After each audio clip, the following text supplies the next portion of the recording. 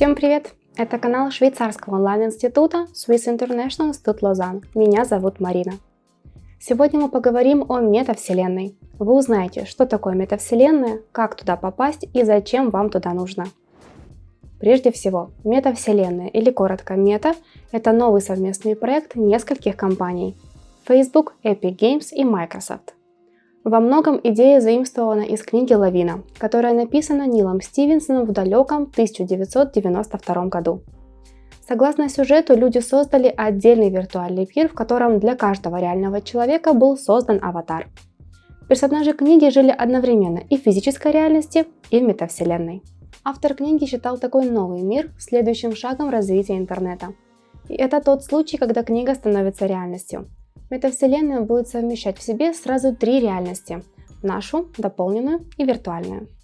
Хороший пример дополненной реальности – игра Pokemon Go.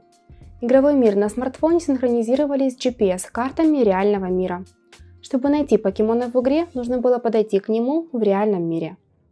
А вот виртуальная реальность может не иметь ничего общего с реальным миром. Человек оказывается в VR с помощью специального шлема или очков. Для избежания травм от передвижения в виртуальной реальности используют дополнительное оборудование. Например, киберспортсмены, играющие в VR-игры, закрываются в специальную раму с поручнями и передвижным полом-шаром. Так игрок может бежать в виртуальной реальности, при этом оставаясь на месте в обычной реальности. С информационной точки зрения, метавселенная – это целый новый мир. И чтобы существовать в этом мире, человеку понадобится дополнительное оборудование, как минимум шлем виртуальной реальности. Со временем мета планирует задействовать больше техники, считыватели мимики, гарнитуру управления телом и так далее. Пока что этим определяется вопрос перехода в метавселенную. Чтобы попасть в этот мир, вам понадобится VR-шлем. Оборудование новое, поэтому довольно дорогое.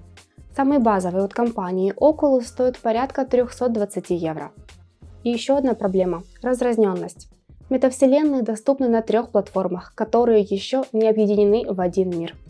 Чтобы попасть в метавселенную, нужно скачать одно из приложений, синхронизировать его с VR-шлемом и начать свое путешествие.